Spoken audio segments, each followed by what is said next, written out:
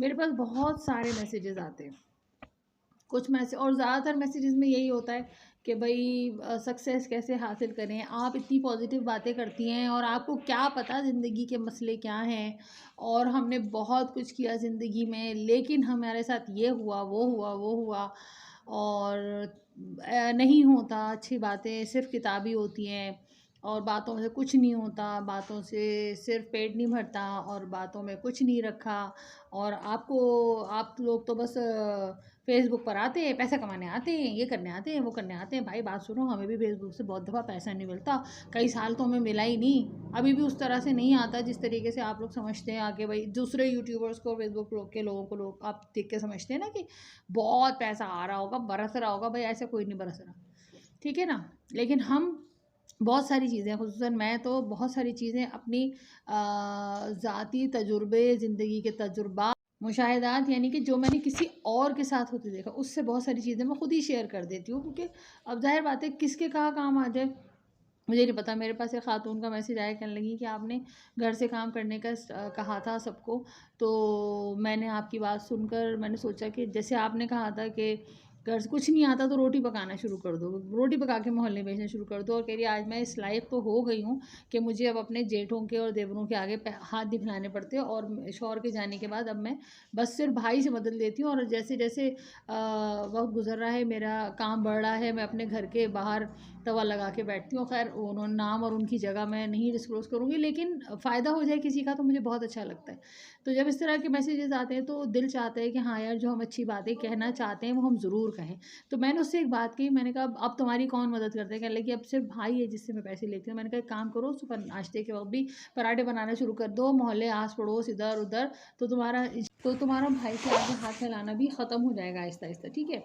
तो अपने अपने बलबूते पर रहो, कोई बुरा काम नहीं कर रहे हो, कुछ ऐसा नहीं कर रहे हो कि जिसको तुम कहोगे बुरा, तो बस इसलिए भी हम लोग शेयर कर देते हैं और किसी के अच्छा हो जाते हैं। तो अब मुझे जो मैसेजेस आते हैं उसमें ये भी है कि भाई हम अच्छा कर करके थक गए हैं और ज़िंदगी बहुत मुश्किल है और फिर भी हमारे साथ अच्छा नहीं होता। देखो मैं एक छोटी सी मिसाल दूंगी, अगर आपने बहुत मेहनत की, आप अच्छा कर करके थक गए, आपको लगता है कि आपके साथ अच्छा नहीं हो रहा, और अच्छाई का कोई सिला नहीं, ऐसी बात नहीं है।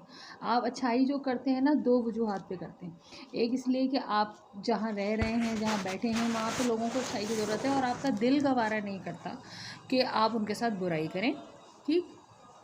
और बेईमानी या बुराई या खुल रिश्तों में मिलावट का आपका दिल नहीं चाहता, ठीक। एक तो आप इस वजह से अच्छाई करते हैं, दूसरा आप इसलिए अच्छाई करते हैं कि अल्लाह खुश होगा।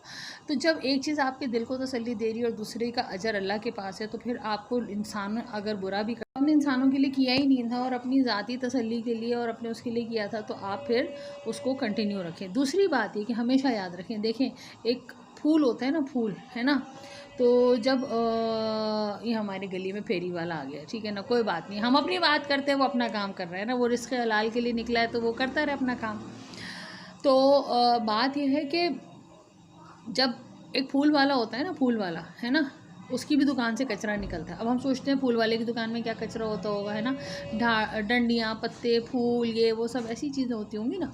तो लेकिन वो भी बाहर शाम तक होते होते उसे डंडियों की ज़रूरत नहीं रहती, कांटों की ज़रूरत नहीं रहती, फूलों की पत्तियों की, झड़ी हुई पत्तियों की ज़रूरत नहीं रहती, कि मिट्टी, कागज़, अखबार की ज़रूरत नहीं रहती। शाम को सफाई करता है वो, है ना।